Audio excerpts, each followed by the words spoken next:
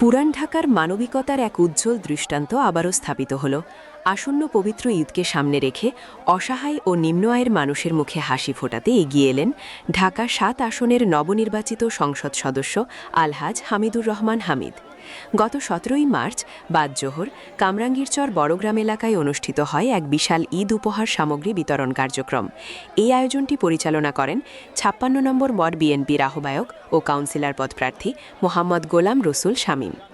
এই মহৎ উদ্যোগে প্রধান অতিথি হিসেবে উপস্থিত ছিলেন ঢাকা দক্ষিণ সিটি কর্পোরেশনের মাননীয় প্রশাসক ও মেয়র প্রার্থী বীর মুক্তিযোদ্ধা আলহাজ আব্দুস সালাম।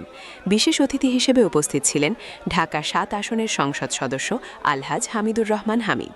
তারা দুজনেই নিজ হাতে উপহার সামগ্রী তুলে দেন অসহায় মানুষের মাঝে, যা অনুষ্ঠানে উপস্থিত সকলের মাঝে সৃষ্টি করে এক আবেগঘন পরিবেশ।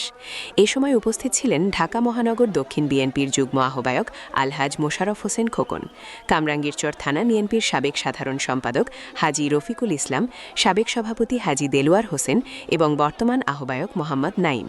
এছাড়াও অনুষ্ঠানে অংশগ্রহণ করেন স্বেচ্ছাসেবক দল নেতা এস.এম. সায়েম, যুবদল নেতা এম.এ. গাফফার এবং ৫৫ নম্বর ওয়ার্ড বিএনপি নেতা শহীদুল ইসলাম সহ স্থানীয় গণ্যমান্য ব্যক্তিবর্গ।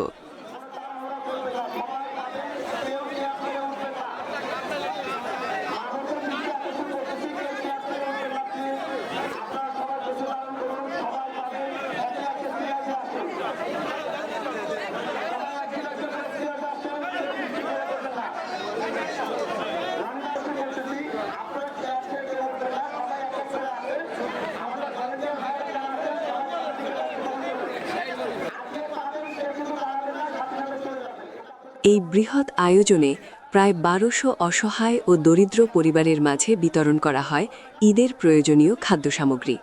প্রতিটি প্যাকেটে ছিল পোলাওয়ের চাল, ভাতের চাল, সয়াবিন তেল, চিনি, আলু, পেঁয়াজ এবং সেমাই, যা একটি পরিবারের ঈদ উদযাপনকে করে তোলে একটু স্বস্তির, একটু আনন্দের। ঢাকা দক্ষিণ সিটি কর্পোরেশনের মাননীয় প্রশাসক ও মেয়র প্রার্থী বীর মুক্তিযোদ্ধা আলহাজ আব্দুস সালাম বলেন, আমরা চাই এই ঈদে কেউ যেন অভুক্ত না থাকে। সমাজের বিত্তবানদের উচিত অসহায়দের পাশে দাঁড়ানো।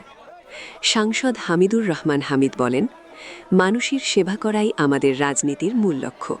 আমরা সবসময় জনগণের পাশে ছিলাম, আছি এবং থাকব ইনশাল্লাহ। এই ধরনের মানবিক উদ্যোগ শুধু সহানুভূতিরই নয়, বরং সামাজিক দায়বদ্ধতার এক উজ্জ্বল উদাহরণ। যেখানে রাজনৈতিক নেতৃত্ব মানুষের কল্যাণে কাজ করে, সেখানেই গড়ে ওঠে একটি সুন্দর ও সহমর্মী সমাজ। ঈদের আনন্দ ছড়িয়ে দিতে এই ধরনের উদ্যোগ ভবিষ্যতেও অব্যাহত থাকবে, এমনটাই প্রত্যাশা স্থানীয়দের। মানুষ মানুষের জন্য এই চেতনায় এগিয়ে যাক আমাদের সমাজ, গড়ে উঠুক একটি মানবিক বাংলাদেশ।